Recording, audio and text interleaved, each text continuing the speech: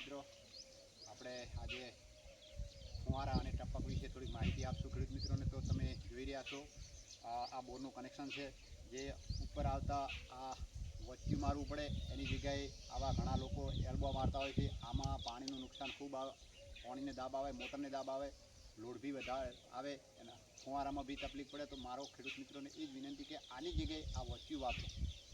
તો ખેડૂત મિત્રો, આપણે આજે વાત કરશું ફુવારા અને ટપક વિશે થોડીક માહિતી આપશું બધા ખેડૂત મિત્રોને, જેથી વિડીયો પૂરો જુઓ. તમે 3 કલાકની મૂવી દેખી શકો છો 3 કલાક બગાડીને. તો આ તો 2-5 મિનિટનો વિડીયો હોય છે, જે પૂરો જુઓ.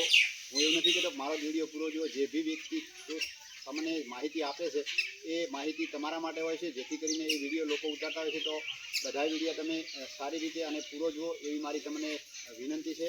તો આપણે ચાલુ કરીશું. આ રીતના વોસ્ક્યુ મારી દેવું, પછી આ જે વેન્ચુરી કહેવાય એ વેન્ચુરી બિલકુલ ના ગોઠવવી, જેથી કરીને નુકસાન આવે છે મોટરને પાણીને બંનેને. વેન્ચુરીની જગ્યાએ તમે આ જોઈ રહ્યા છો આ ગોઠવી દેવું, બરાબર. આનાથી આ જે આપણે ટ્રેક્ટરનો પંપ છે એના દ્વારા તમે એને અહીંયા લગાવી અને ચાલુ કરી શકો છો. એનાથી ખાતર, દવા બધું બી તમે ફુવારામાં આપી શકો છો.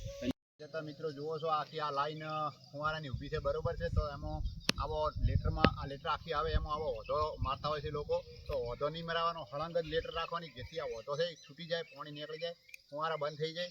જેના કારણે આ વધો મારવાનો જ નહીં, બરાબર છે. હળંગ જ લેટર રાખવાની. આવા ફુવારા તમારે ઊભા કરવા માટે એક લાઈનની અંદર 6 થી 7, ઘણા મારે તો 8 ઉપર 9મું થી કે 10મું ફુવારું ના આવવું, નહીંતર ભંભામાં છેલ્લું ફુવારું તકલીફ પડે. ખેડૂત મિત્રો, આવી અવનવી માહિતી મેળવવા માટે ચેનલને સબસ્ક્રાઈબ કરો, વિડીયોને લાઈક કરો, વિડીયોને શેર કરો, જેથી કરીને દરેક ખેડૂત મિત્રો સુધી આ માહિતી પહોંચે અને બધા ખેડૂતો એનો લાભ ઉઠાવે.